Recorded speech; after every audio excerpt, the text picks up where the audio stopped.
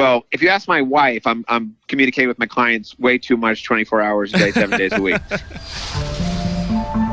Welcome to the Film Riot Podcast. I'm Ryan Conley, and today we have a really special one of our best episodes. I'm really excited to put this out there. This is with Scott Glassgold. He is a Hollywood manager with just a ton of experience. He's been doing this for a really long time. He's incredibly knowledgeable and was very generous with that knowledge. And it's stuff that you don't hear talked about very often. It can feel very much like we talk in the episode, the man behind the curtain. So I'm really excited to get that information out there, including talking about the use of short films to getting you to that feature deal. And to that end, Scott has recently partnered with Screen Gems to produce horror proof of concepts with an eye toward developing them into features. The program's called Screen Gems, and they're doing 3-step deals. The proof of concept, which gets greenlit into the script, which then gets greenlit into the actual film. I'm putting this right up front because I think this is great info to have. There is going to be a way to submit to this. They don't have that sorted out just yet. So the best thing to do is to follow them on Twitter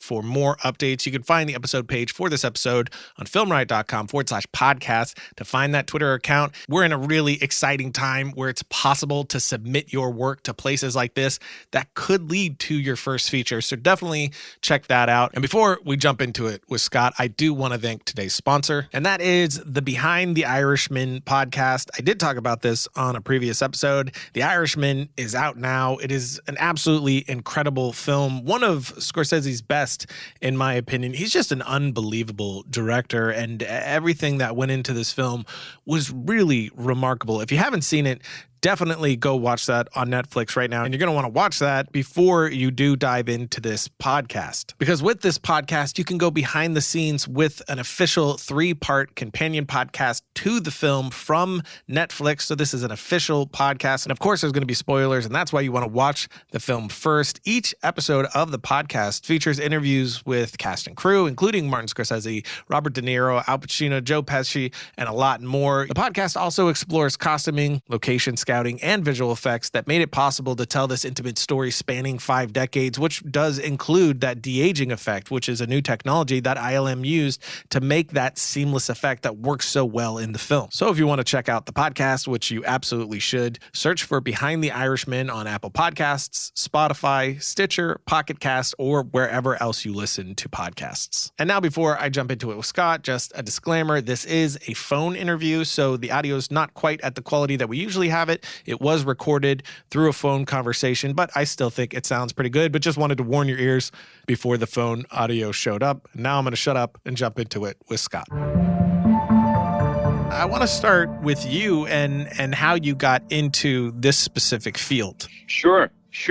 Well, I view myself as a manager producer. I started out actually working for studios. I worked at New Line, I worked at Disney, cut my teeth there. And that migrated into independent producing.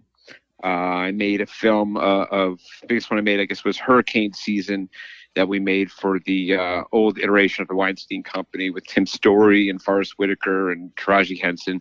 And that was a course that I was on in terms of putting together films. We sold a handful of films to studios, but it was a lot of just sort of mired in development and not getting things made. And then around that time, I would say I came across a short film by Jesus Orellana called Rosa. And I hadn't been managing prior to that, but I saw this piece and was just, I mean, to this day, 5-6 years later, it's really a magical short film that he made entirely on his own. It's about 8-9 minutes of CG animation. It was like nothing I had ever seen before.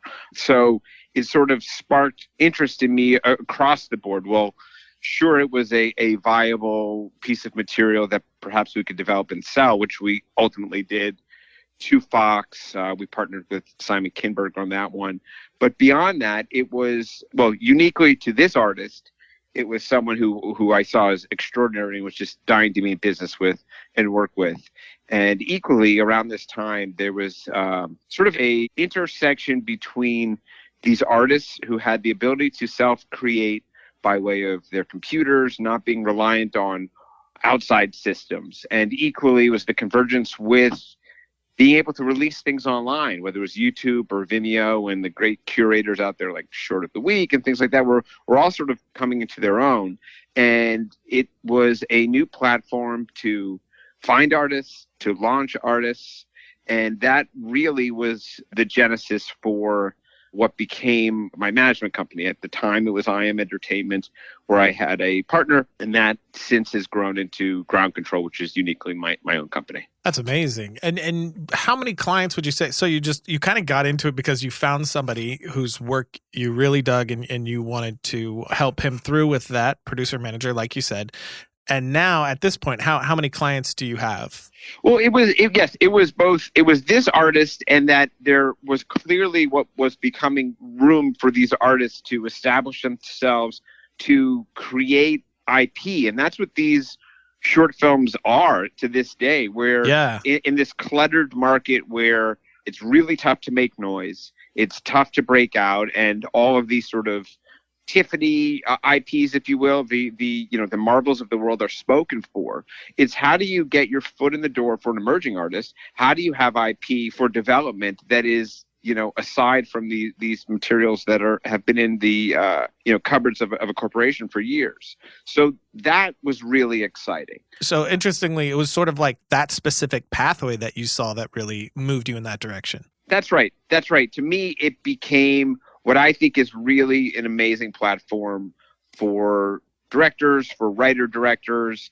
And there's a lot of room and nuance within there, whether you're pairing materials or, even at this point, I'm probably jumping ahead, but I have deals at Sony and Screen Gems, and I have a deal at Universal and UCP, and they're now backing these proof of concepts as well. So it runs the gamut from independently produced proof of concepts and shorts all the way to the studios buying into this model, not just as buyers of creative material, but really becoming partners at an early stage, so that we are developing artists, developing material side by side versus as a like buyer seller transaction. Yeah, and that what you're talking about now is actually something that I had written down that I do want to get into with you later, but let's just jump to it now, and then I'll jump back to all the beginning stuff, because this is something that's really interesting to me, and you very uniquely have the inside viewpoint on this. A lot of people have told me, and I've heard telling other people, and these are people that I respect, and they're doing things and they're in the industry, that the day of making a short film and then getting to make a feature because you made a short film is dead. But in my experience so far, that couldn't be further from the truth. That's the only reason why I'm on any path that I'm on to begin with. So from your angle, it seems like you also agree that is not the case. Oh, I think that's 100% false. I really do. We made 2 movies last year. One was Prospect. It was based on the short Project Chronos. It was ultimately called The Beyond, that were based on short films. So, I could directly point to where we've had success recently. I think developing material, particularly within the studio system, has its own trappings. And that might be a hint of what, someone is speaking to.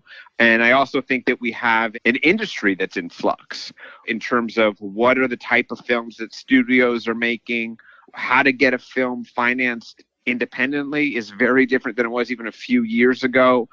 What streamers are looking for. So it's not so much that the short film isn't viable. I think the short film as a stepping stone to making your feature needs to evolve, just like anybody who's out there trying to get something made needs to be conscientious of the pathways that exist now and what are hurdles that have maybe grown higher over the past few years. So, there's a few things within there, like both those movies that I mentioned were made outside of the system. They were 2 short films that actually received offers from buyers. I think one was the studio, one was an independent financier, to develop them, option the short, and write the script. And then, if it was of the financier's liking, they would make the film. In both those instances, rather than taking the upfront money, the artists chose to bet on themselves, and they wrote the script themselves. And in many ways, they sort of willed that film into existence. And I think what you have is, with a short film, it is at a very early stage in the development process if you're looking at it from like a studio perspective, because very often there isn't a script yet, and sometimes there isn't even a pitch. More often than not, if you're selling it to a studio, you have at least a pitch. But because that's early stage development, there's just so many things that can go wrong within that process, whether it's the genre of film has gone out of vogue, the executive that bought your project no longer works at that studio anymore. Frankly, the draft comes in, whether your artist wrote the script or, an outside writer wrote it, and the script comes in and it's not good. There's so many things that can go wrong that I can see how someone might grow disheartened by the process. But I think I think that speaks to anybody who sells a project to the systems. You're going to find similar trappings. Now, in the instance of Prospect, Zeke Earl and Chris Caldwell had just such a clear vision for this thing. We developed the short, made the short. It was fantastic. Debuted at South by. The guys wrote the script, and it took a couple of years to get that film financed. But, I think it was, I could be wrong on this, but I think it was 5 years from when we debuted the short at South by Southwest, we debuted the feature film. So, to sort of an artist perspective, I'm always of the belief that the creator, the writer, the director is never going to care. No one's ever going to care more about the material than you, the creator. And I think holding on to your material for as long as possible will sort of allow you to drive the bus. And it may be a long road, and it may, the light at the end of the tunnel may be not in sight, but at least you're sort of controlling your destiny. So I think that's something to look at in terms of as these projects are developed and devised. But I also, I think speaking to adapting to the marketplace and what plays theatrically, horror films right now really play well theatrically. Yeah. And I'm a huge proponent of focusing on horror shorts to jumpstart the development process and really move quickly. And even so, within the studio system, I find it to be a very viable path. Yeah, that's great. And it definitely speaks to my experience as well. And the one I'm working on just happens to be a horror film also. But I mean, all the connections that I've ever gotten were based off of a short film that I made and went out and got some traction and some attention. And one thing led to another from that. And would you say that there's more possibilities now with all these different, like you have so many different streamers now and everybody, it's like the content wars and everybody's looking for all the new content. Have you found that that's a new pathway for new filmmakers as far as, that route goes, or has that not really affected it? Well, I think it's a really exciting time. I think there are more buyers than ever before. I also think that a lot of these buyers, whether it's these new streaming platforms, are still sort of defining what they're looking for. And I think there will be a battle, and some of these places won't be here in a few years. But at this very moment, it's a really exciting time to be selling. That's for sure. Yeah.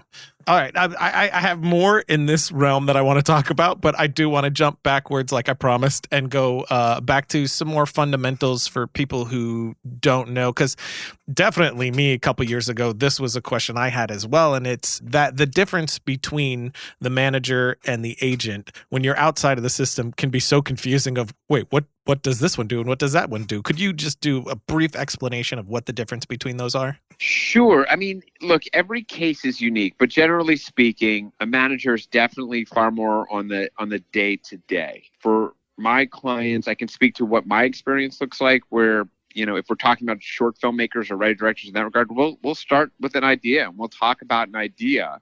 And we will develop the idea, and we will try to put together that short, and then we will build that out from there. And that speaks to writers that I work with as well. Like, we will start with the genesis of an idea and kick it back and forth until it's really sort of evolved into whatever structure it needs to take, whether that's a pitch, a script, or a proof of concept. Agents, I find, will get involved later in the process and will be far more, an effective agent will be far more helpful in actually selling the material. Whether we've got a great pitch to take out or a proof of concept in a pitch, that's what I'll lean on agents that we partner with to help us to sort of like blow out the material into the market and make sure we have 20 meetings in a market that's sort of salivating for this forthcoming material. And they'll also be helpful in negotiating the deals as well. Look, I have a lot of partnerships with agents and agencies, and I think it's always sometimes, the knee-jerk reaction is to say, oh, the manager does everything and an agent doesn't do anything, or an agent comes in at the end. And that can be true, but I really find that it's all individually based. There are some incredible managers out there. There are some shitty ones. And there are some great, really effective agents. And there are some that just sort of come at the end and do everything or do nothing and take credit for it. So it just runs the gamut. And to me, I think it's just over time, making sure your partner, it's a business partnership like anything else. And if you're a good partnership, everyone sort of pulls their weight and gets it all done to, you look up and like, holy shit, we just made that movie, or holy shit, we just sold that pitch for, X number of dollars. Yeah. And would you say kind of a good correlation is like looking at how film is made? Like a manager would be like a producer and an agent would be like a sales agent? Let's see. I mean, look, I think there are plenty of clients that I work with where, I'm not functioning as a producer, and I'm happy to not be functioning as a producer. I really think it's client specific and material specific. If there's something that we really like sort of lock ourselves in a room and are developing the shit out of it, like just getting it perfect and going to shoot something and, taking it from A to Z, like then I really sort of wear a producer hat. But if there's something that's, a little bit more hands off, or if I'm connecting my artist to someone who can sort of get this thing home better than then it's really sort of a managerial role. And I think it's, like I said, I think it's really material specific, it's client specific, and it's sort of being able to look at it objectively of like, how can I be most effective here? And then as far as agents go, yeah, I mean, I think, to sort of run with your metaphor, I think that's reasonable to sort of classify it like that. To me, what happens with an agent more often than not is be like, hey, we've been developing this pitch. It's ready to go. Will you help us take it out? And literally these agencies have covering agents for each studio, right? So they know what every studio wants, and they're able to cover so much more ground. So it's like, okay, like here's the pitch, here's the proof of concept, or here's the screenplay. Like, how should we blow it out? And we'll draw up a game plan, whether it's taking partnerships, whether it's going right into the studios. And that's when they really come into play more. Gotcha. That makes a lot of sense. And do you, as far as your clients go and who you represent, do you just represent one specific field, like just directors, or do you run the gamut of that? And for either which one of that answer is, do you find a use of focusing in on just one? Well, I think I would describe it as I represent writers, straight screenwriters, and then I would say then there's the writer-director category too, which is, sort of the auteur. So, I mean, it's the umbrella of that would be literary, right? So it's writers, directors is where I focus. And is there a benefit to just focusing on that one avenue? Well, I mean, there's writers, directors, and then the other sort of typically the bucket would be actors. And I've dipped my toe in that, but I found that the writers and the writer-directors to be something that's more of interest to me. Okay. It's a whole different sort of covering skill set with actors. Yeah, that makes total sense. So the one thing I think a lot of people will be very interested in is kind of the process overall. Like, you find a project that you really like. Say you've seen a short film, like you said before, and you really love the short film. You connect with the director. Sure. Then what happens? What's the next step after that? Well, I think I'll use the most recent example. We just announced a sale a couple of weeks ago to Paramount for a great short film called The Follower that Jonathan Baer directed. So this was a short that played at Sitges in 2018. I managed to get an early look at it and it was blown away. It's this great in-device stalker short film, sort of a babysitter getting stalked. It just was so effectively done. So I tracked down Jonathan in Germany. We ended up hitting it off, and I was fortunate enough to bring him on as a client at Ground Control. So it was a short that really demonstrated craft, but the actual pitch for a feature film wasn't obvious. So our next step, if we were going to take this to market, was to figure out what the pitch was. So we actually met with a handful of writers, sort of went down the road with one or two screenwriters, and there was another writer who I've always been keen to work with. We came close a few times by the name of Aaron Sala. Aaron had a script called The Beast that was on the blacklist, I think in 2018 as well. And we came very close to working on something last year and it didn't happen.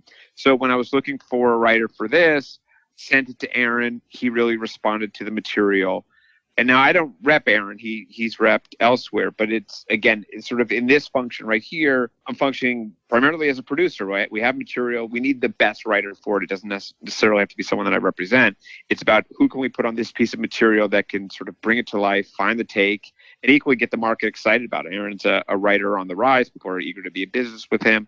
So we spent probably the next, oh my gosh, it was a really long time, 3, 4, maybe 5 months crafting what this take was. We went back and forth. Jonathan, for the most part, was in Germany. So it was a 3-way Skype. Aaron's here in LA. We Skyped, went back and forth till we had probably what was like a 10-page document that was very distinctly a film. From there, timeline-wise, this was maybe late August of 2019. We look at the sort of the market landscape. And what I find is, particularly for these horror pieces, it's really advantageous for multiple reasons to take a partner with a high-profile horror producer. So what we did was we set meetings with, let's say, 5, 6 producers. And that, by the way, that's a good time to point out that, like, that's when I'll lean into the agency. In this instance, it's Gabby Mena and Scott Henderson at Paradigm, who are fantastic agents. I have a handful of clients with them, and, like, they do the job. They do a great job. And we went into Paradigm and we sort of mapped it out. We're like, okay, who should we target as partners? And typically you'll look at where each sort of 800-pound gorilla producer is aligned at which studio, and we'll sort of divvy it up that way. And in this instance, we ended up partnering with Brad Fuller and Andrew Form, his new company, Fully Formed, who's previously a part of Michael Bay's company, Platinum Dunes. Fully Formed just signed a new deal at Paramount. Paramount was very excited to sort of, remain in business with Fully Formed and looking to them to bring them horror material. So they seemed like a very natural fit. We ended up pitching Brad flipped for it. And this was just before Labor Day. So post Labor Day, we set up meetings all around town. And because Brad's deal is at Paramount, they had a first look. We went in, pitched them. Ashley Brooks was the amazing executive who basically bought it. So, and not basically, but she bought it. I wanted to say in the room. It wasn't nearly in the room, but it felt like it. And so they took it off the market. So that was one where we didn't end up pitching it around town because we were 1 for 1. But that's sort of like A to Z of what is a very good example of how that can work. Yeah, man. And that's incredible. Congrats. That 1-to-1, that's nuts. That doesn't happen often, does it? Doesn't always happen. Yeah. Sometimes you're selling it on that very last pitch, and that's a miracle too. But that was a great experience. And now Aaron is off writing. And, to sort of connect to what we were speaking about earlier, the horror film is very much a genre that the studios are still really excited about. They can make a film for, let's say, $5 to $8 million, which is low enough that they're willing to take a risk on a first-time director. So more often than not, if you're making a proof of concept or a short film, you're a first-time director. So here's your path to stay on your movie as it gets developed into a feature. You don't need stars necessarily. You don't need a proven IP. So all these things stack in your favor, which is why I mentioned earlier, of all the areas to focus on, of where I'm more apt to sell a short and a pitch to a studio is horror, because sort of the point of entry is that much more relaxed, if you will. What we were finding early on, I was selling a handful of science fiction shorts. It was very exciting. We were getting big deals at major studios. The problem is the drafts would come in on the script. And the drafts, if they give it to physical production, you look at the script, is it, well, geez, I know you only made this short for $800 and, did all VFX in your parents' basement. But if we're Warner Brothers and we're going to make this film, we're not making it under 40, right? So then you've got a movie for $40 million for a first-time director. That's a big mark against you. Based on material that isn't a proven IP, that's another mark against you. And that you have to go make sure you get an actor or actors of note, that's another mark against you. So that, to me, is where it became very prohibitive to focus on what felt like bigger scale science fiction short films, because despite a sale, which is always nice, and your name's a variety and your grandmother's very proud of you, that road had a short road. It didn't mean your movie was getting made. Alternatively, the horror path is, of course, there's never a guarantee, but it's far more pragmatic of of a way in. Yeah, so it's just about like looking at and building out those strategies to get to your ultimate end goal. Would you say, like, if I did want to make that big sci-fi film and I came to you, would a good idea be, if horror was a genre that I was interested, of course, to go at that first and get my foot in the door and, my feet wet with that first horror feature, hopefully, which could then lead to that other thing that I'm wanting to do instead of trying to stack that thing up front? Look, I think that's a smart approach. I certainly would say, yes, take that path. And I never want to discourage anyone from exploring a different genre. And what I would say to that is be prepared. Ultimately, like even from like the core idea, I would make sure if science fiction is where you want to go and where you want to play, I would just make sure if you're doing a proof of concept, that make sure that your concept is really strong. You want to make sure that you've conceptualized something that is really pitchable and clear. And the biggest problem I find with the short films in science fiction is that they're redundant. They typically have traces of something we've seen before. And I think there was that period early on where we were selling tons of sci-fi shorts where sort of the razzle-dazzle of the VFX went a very long way. It was like, holy shit, look at that effect.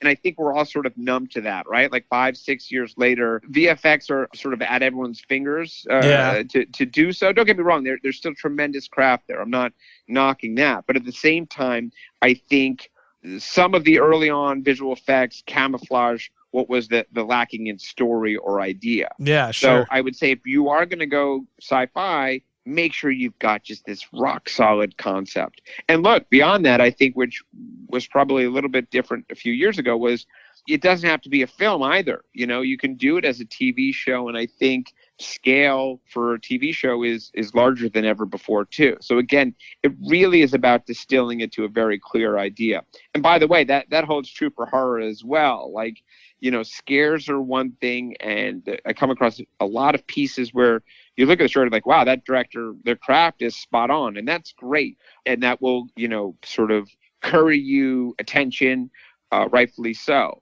But if we're talking about sort of the 2-in-1, if you will, about creating a proof of concept that both demonstrates your craft but simultaneously becomes transactional, that's really exciting. Because one that just demonstrates your craft will basically put you in the back of the ODA line, the Open Director's Assignment line, which is a very long, torturous line. But if I have something that not only shows how talented a director is, but also has an idea that we can then sell, that sends you right to the front of the line, generally for other opportunities as well as getting your own movie made. Yeah, that makes a lot of sense. And jumping back to, you guys just sold a pitch, you had that success there. And, a question that I had a couple years ago for sure, and something I get asked a lot is, what does an effective pitch look like? Like, what are you taking? Do you actually go, as the manager, go in the room with the client, or do you just send him? And if you are just sending him or her, what are you sending them with? Sure. Well, look, if I'm producing the material, if I've been developing it, then I go in as a producer of the material. What they go in with, it'll be more often than not, I find, if we're taking a pitch out to a studio sort of marketplace, I will be pairing the director of the proof of concept with an established screenwriter. It is a big leap to go to studios with again, if you're doing a proof of concept, more often than not, you're sort of new to the business. So if you're walking in a short film, I think pairing that emerging director with a more established screenwriter presents what is a exciting package for a buyer, in that you have the short film. That short film got you in the door. So your ability to direct is tangible, right? Like, oh, wow, I saw your short. It blew me away, right? If you're sitting across from an executive at a studio, you've done something right by way of directing a short. But at the same time, more often than not, you haven't proven your ability from a writing perspective, unless you've got this great sample and this person walks in and it's like, oh my God, this is a A-list screenwriter who's got tremendous directing talent. And those people exist. But generally speaking, it's an emerging director who you want to pair with a screenwriter who knows what that experience is like to go in a room and pitch, because it really is an art all its own. And ironically, it's an art that's sort of the antithesis of writing, in that it's a performance art. And it's about delivering a pitch, maybe 15, 20 minutes long, that's sort of airtight and walks you through what your movie would be like. So generally speaking, it would be the director, writer, producer walk in a room, and the director maybe will tee it up with their vision of what they foresee, generally speaking. And then you sort of get out of the writer's way and let the writer do the pitch. Now, again, I say this bearing in mind that you are in the door because of the excitement of the short film. You will know, executives will look at the short and be like, it's cool, it's not for us. And then you won't even have that meeting. So while a director isn't necessarily, the performance burden isn't entirely on them in that pitch room, it's because they've already done a tremendous amount of work by way of the short. Right. They kind of sent that performance art ahead of them. Right. It's like, if not for that short, you wouldn't be there anyway. What about in an instance where you've had a short, you developed it, and there's now an actual feature script? You already wrote the screenplay. You have a solid script that you're happy with. How much different is taking that one out to sell? That's a good question. Look, if you have a short and a script in hand, and we're talking about something for the most part is still, if it's horror in particular or general, like more often than not, what I'm getting at is more often than not, that sounds like you're simply looking for a financier.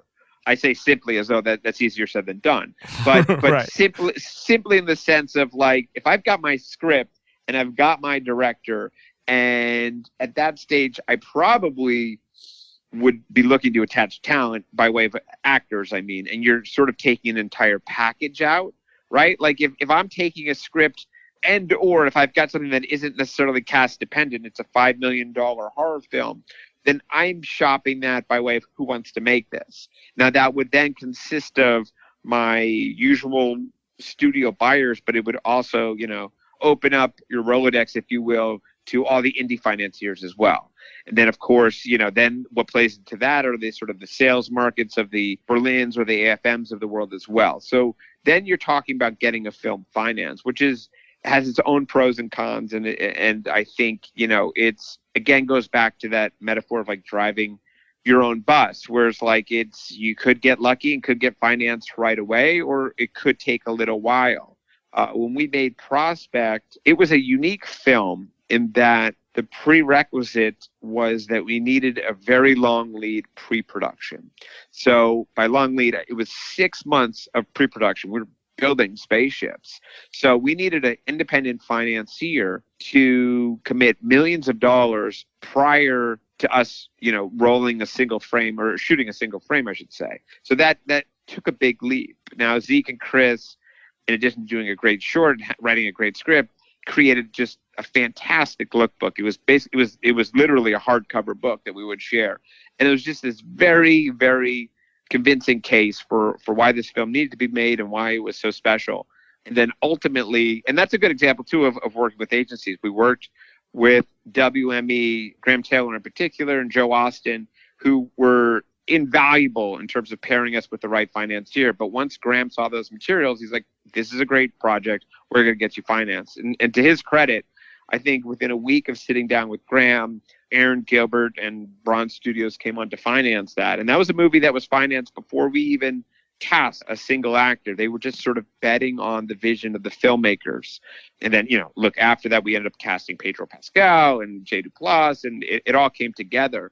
But at the time, it was just betting on vision. And I actually think that has a lot to do with it sometimes. It's easier said than done, but I think that is a far more organic process.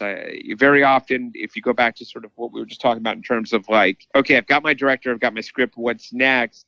You sometimes play this weird game of trying to get attachments just based on like foreign sales, and you're casting a movie not necessarily for what's best for the creativity of the film, but just would get you enough money to make the movie.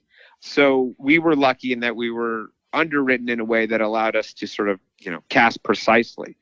And did you have distribution built in the front, or was it a matter of making the film and then finding distro later? For that film, Braun financed it without distribution, and then we completed it. We were, South by Southwest was the first festival we were ready for. We wrapped that movie in, July of, I want to say 2017. It was 2017 when we wrapped, and there was just no way to get a cut to Sundance, which was our original charge, just because there is VFX in the film.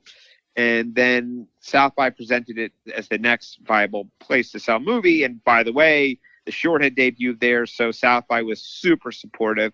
And we ended up screening at South by. That's where it debuted. And we were Gunpowder and Sky picked up distribution right after that festival. That's great. And when doing a project like that, in that sort of structure of how you made it and you went out and you got the financiers and all that, is it more common or less common to not have distro up front? It's a good question. I mean, I think what often would be if I'm looking at sort of what the average experience is, I think more often than not, you will maybe have a foreign sales factor to it, right? So you can sell off some territories, so that way you're offsetting cost and you're sort of protecting other investors and you're mitigating risk. So that way, maybe by the time you take it to a seller's market, you've sold off some distribution territories foreign, but maybe you've preserved U.S. in the sense that, like, hopefully you pop at Toronto or Sundance. So, for example, Adam Stein and Zach Lipovsky, I know you interviewed Zach before. Yeah. Those guys made the movie Freaks. You talk about willing an amazing movie all on their own. I mean, they manifested that film, but they didn't sell off any territory. They managed to get private investors, including their own money, and made that movie and finished it in time for Toronto, and which Toronto and Sundance are sort of the ideal sellers markets. And they sold that movie. I mean, we were up 3-4 in the morning as offers were coming in after that movie screened, and the numbers were double, triple what they made that movie for. That's incredible. And that was something that it's incredible. It's like 6 in the morning, having not slept, figuring out what the press release would look like for Deadline. It was one of those fairy tale experiences, but that was one where they paid for it all on their own. So I think, to really answer your question precisely, there's all different variations of it. I do think budget is a factor as well. I mean, Freaks was a movie that was, I think it's public, but let's say under $1 million. So putting that money together is certainly not easy, but easier than Prospect came closer to $4 million. When you're going that high, unless you've got some rich uncles, it, sort of becomes far more reliant on more traditional sort of investors and financiers. Yeah, and Zach and Adam's story with that is just incredible. That's such an inspirational story of how they just went after it, got it made no matter what, and it just built to the thing that they ultimately were able to sell like that it is. It's really amazing. It's incredible. I mean, right now, over the weekend, they launched that film on, iTunes after a theatrical run. And I think they were certainly the number one on new movies, but they were number 8 overall in all movies, ahead of like Once Upon a Time in Hollywood. And that was a movie that, my office 5-6 years ago, we were doing read-throughs, and just to sort of like iterate that script and get it as good as possible. So they did two things. They willed the movie to life, but they willed a really good movie to life. Yeah. And it's shown, they've gotten multiple deals after that, and that movie has a life of its own now. So it's super cool. Yeah, it's amazing. And having a manager such as yourself in a filmmaker's corner is really vital to those processes, clearly. And certainly all my friends, everybody that I know that I talk to, all say the exact same thing. So how does someone outside of LA, just, working their ass off for years, trying to get to that end goal, that dream, what would you say is a pathway that they can go about trying to lead to getting a manager? Sure. I think the emphasis is on creating something. If you are a writer, go write a great script. If you are a writer-director, go make a great proof. I really think that's the way to get anybody's attention. Things that are achievable no matter where you live. So even a short film, I always come back to like David Sandberg made Lights Out for under $1,000, and you had him on your show as well. Like, you look at that trajectory, right? Like, he didn't have many resources, but he had enough to make this great short that just sort of built on a career, and that in and of itself got made into a film that he directed. So I just think that there is a great sort of democratization in terms of creating. Like, there's no reason why you can't go create something. And because of that, there is a glut of material. So, yeah. you can't just be good. You've got to be great if you really want to break out and get attention. But I think that's okay. I mean, I think that should be the criteria to sort of get to the apex in this business. It's very competitive. But, whether it's writing a script or making a short, you can do this in any country. There's some great filmmakers I've been talking to out of Nigeria, these 19-year-old kids. They went viral a couple months ago, and oh yeah, they're amazing. And when I Skype with them, they've got to go travel far to make sure they have reception and everything. But here are these young emerging filmmakers who clearly have talent and minimal resources, who are gaining attention and making their way. So I do think the onus is sort of on the artist to create something great. Yeah, I totally agree. And, you kind of spoke to it a little bit before, but it really is playing the long game. From everybody that I know, and definitely my own experience is, 15 years after film school, just, beating your head against the wall trying to get to that place. David Sandberg, as you brought up, is the same way. It looks like he's an overnight success story, but really there's 10 plus years of him making things. That's right. And putting it out there, trying to figure it out. And then something finally, gets some attention for you. But as far as writing goes, though, if somebody's writing their script, what can they do with that to get? I mean, obviously short films, we could just post them online. That's the lucky thing nowadays, is you could just put it out there. But as far as a script, that's a little bit more of a difficult thing. What would you say is a good place, like Blacklist, or what do you do with submitting something like that? It's a good point. I mean, look, I think that places like Blacklist have proven success stories, and it's pretty cool because they didn't exist a few years ago. But there's plenty of film festivals that bring real solid attention to writers. So, for example, the Austin Film Festival, which is just a very screenwriting-friendly festival. There's a writer, Paul Vance. He wrote this incredible script called Our Own Devices that I fell in love with. And that came out of that festival, and that festival gave him great exposure. And, since then, Nicole Perlman, the writer of Guardians of the Galaxy and Captain Marvel, Nicole is going to direct this script as her directorial debut. And I also, I put Paul at Verve. So through that festival, he had a platform for his work to be seen. And now we're, in the process of putting that movie together. He's well represented, and his script's going out around the town. And that's, that's a really great outlet. And I think there are a handful of places like that where, again, if your work is at a qualitative level, that festivals or Blacklist or otherwise where it's sort of rising to the top, I think you can get eyeballs these days. And equally, I mean, look, it's always about networking, but it doesn't take sort of the requirement of like you don't need to have a cousin who's a studio executive. I think people always know people who know people. Like, hey, can you read this? It's really good. And I think, again, if the material's there, if the quality's there, people recognize it. Yeah, cream rises to the top, as they say. It's true. I do think it's true. I mean, but then that's just the start of the journey. There are a lot of talented people who have yet to get their break, and even David and for Adam and Zach too. It's taken a minute, but now they're there. So I think it's about it's all about sort of sticking with your craft, being patient, and just making sure that you're evolving as an artist and that your trajectory is going upwards. But the pacing in which it happens is a combination of talent and sometimes luck. It really is. Yeah, for sure. Yeah, luck is definitely a factor. It's something I've been talking about with a lot of creatives lately. And I think on the last podcast was, luck is a factor, but if you're not prepared to receive it, it's just, nothing will happen either way. It's true. I do have a couple of Twitter questions for you. I put out on Twitter that I would be talking with you and see if people had any specific questions, which I've never done on the show before, but I don't know that I've ever heard a conversation like this before, so I wanted to put it out there for people to get any questions maybe I didn't think about. Amazing. And the first one was, what is the biggest reason filmmakers fail to get studios' attention? I think it's originality. I think if when you that feeling where you hear just that great idea, or when you hear that great idea, you're like, oh shit, why didn't I think of that? I think if you're putting something forth that just is a really smart, particularly if we're talking about studios, right? And we're talking about studios, and if you're bringing forth, it's not an established IP. So you're talking about, how do I get the studio's attention on an original idea?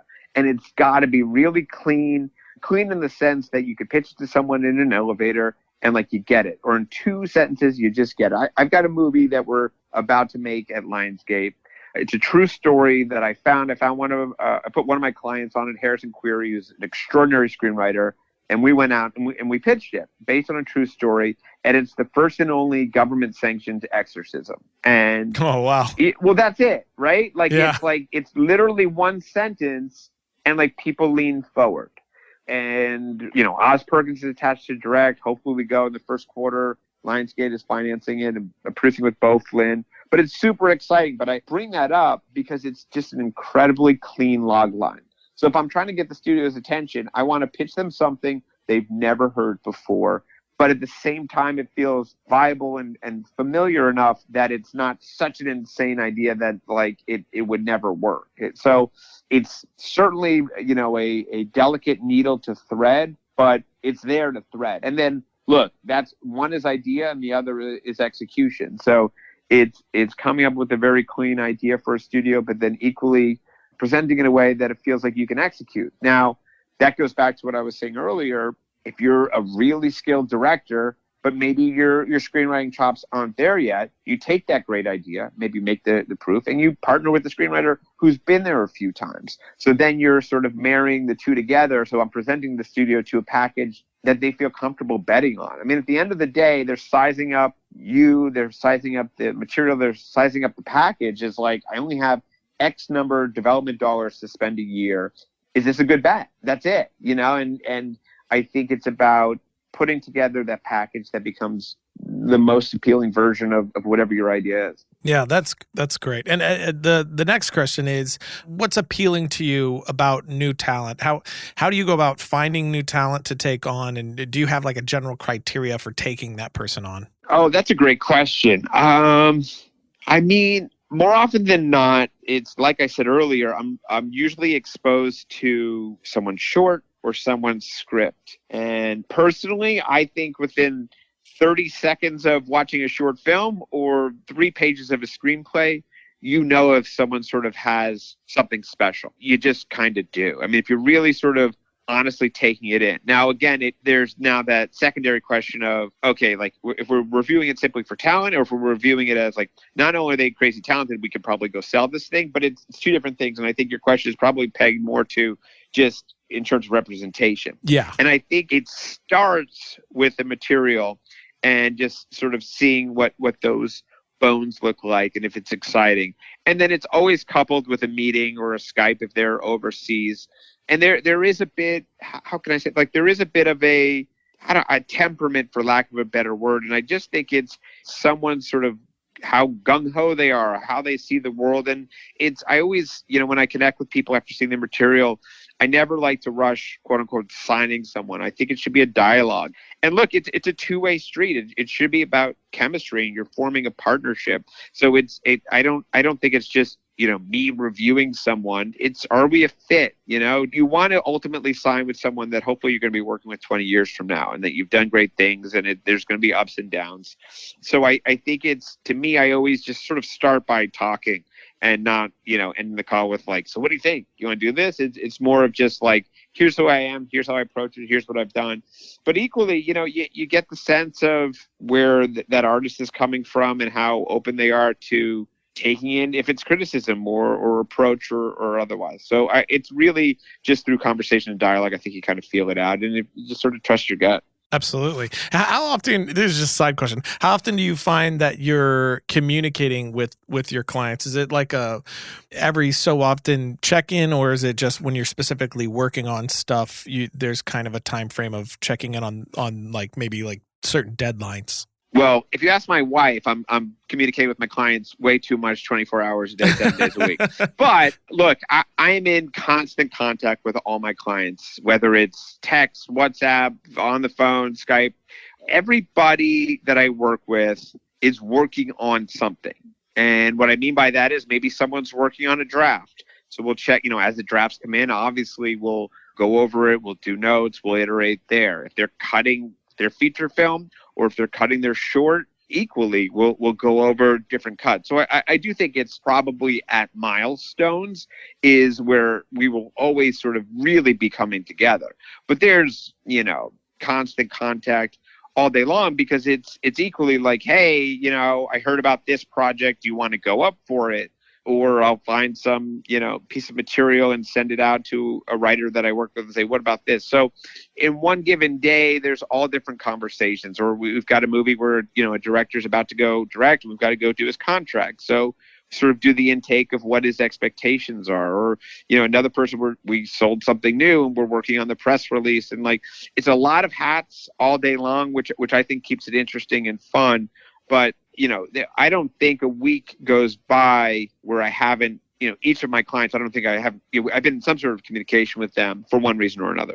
Yeah, that's awesome, man. And I have two more questions for you. Sure. Next one is, how has the WGA fight with the agents affected the role of a manager? If it has at all. Yeah, no, it's a good question. This goes back to good managers, bad managers, good agents, bad agents. I like to think of myself as a good manager who's very involved. So it hasn't necessarily changed my involvement that much because I'm already doing a lot and I like to do a lot.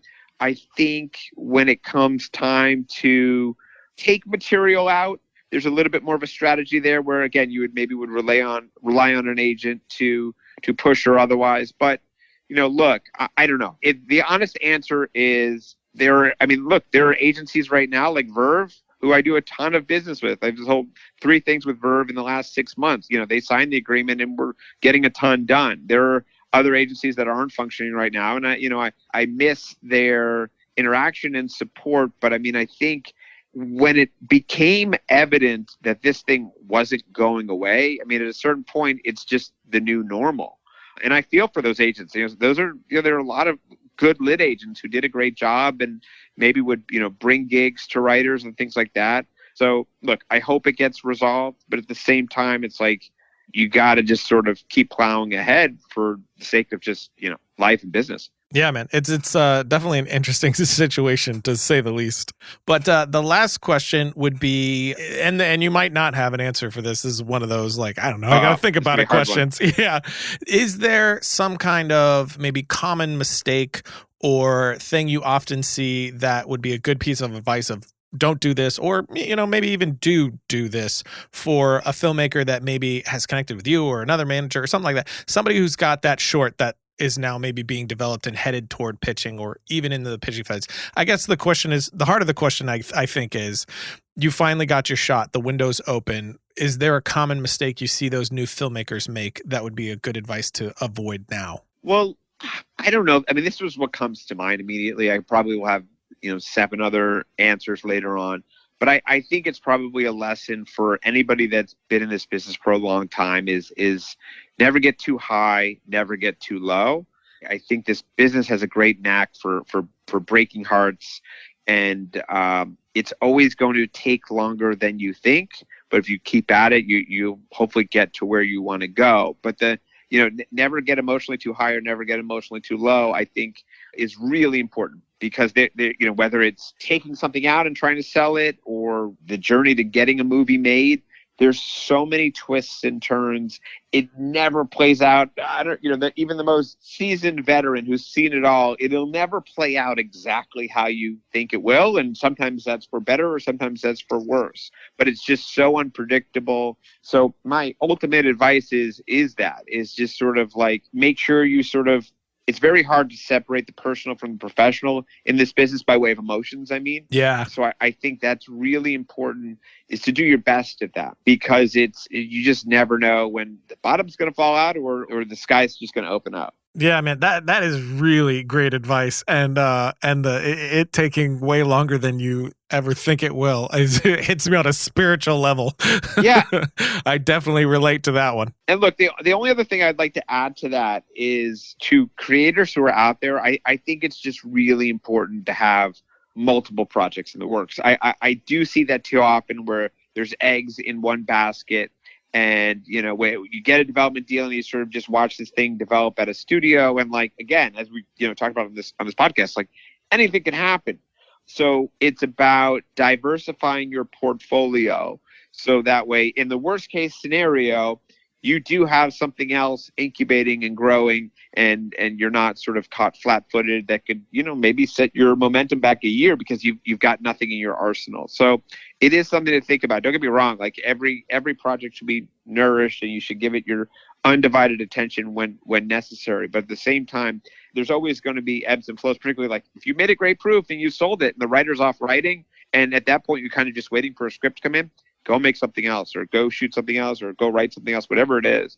And the more things you have developing, what you'll find is as you rise in success, it's easier to sell things. So at worst, 2 years from now, when you need something new, you'll have this sort of thing that you had started but put down, but there's already a kernel that's been developed a little bit that you're ready to roll on. So I think that's really important, Jim. Yeah, that is fantastic advice, and advice that I will also be taking to heart as well. And I guess last question, just out of curiosity, if you are somebody who does do multiple genres like myself, I enjoy several genres. I have ideas in several genres. I have a couple that I like doing the most, but I really go across the gamut. So somebody like that not necessarily, of course, you're going to have the people that they want to make horror films. That's what they want to make. They want to make, indie drama sort of fare, and that's what they want to make. But the people who do cross the gamut a little bit, do you think it matters at all to diversify that when you're first going out, to have maybe a horror idea, an action idea, a more low-key drama sort of concept, to spread those out, to develop that like that? Or would it be just more based off of what seems to have the most hook to the idea? Like you said, that short log line. It's a good question. I don't know that there's one easy answer for that. I think it always comes back to a qualitative question. So, let's say you've got a horror idea, but you want to go start working on something else. It's like, what's the best new idea you have? Because, just to sort of focus on another genre just to diversify, I would say no. If you've got if you just made a cool horror thing, you have the next, really cool John Wick or conceptual action piece, go do it if it's really got that hook. So I would really that should be your litmus test. Like what is the best, most exciting thing? Because I do think, depending on what you're doing, I think the market is very hard to sort of guess or second guess, if you will, particularly in the development stage. But if it's whatever that great idea is, I would pursue that first. Yeah, that's great. All right, man. Well, I'm not going to take up any more of your time. I really appreciate the time that you give it to it. This is fantastic. I know a lot of people are going to get a whole lot out of it. So thanks very much. Thank you so much. It was a great time. Yeah, absolutely. And that's it for today. A huge thank you to Scott for taking the time to come on the show and impart all that knowledge. It is one of my favorite episodes that we've done yet. Again, because I think this is information that's not really readily available. So it was really great to hear all this input from Scott. And of course, as always, you can jump over to filmriot.com/podcast and find the episode page for this episode. You'll find links for Scott and links for our sponsor, the Behind the Irishman podcast. Of course, you can find me on Twitter at twitter.com/Ryan_Conley. And until next time, don't forget to write, shoot, edit, repeat.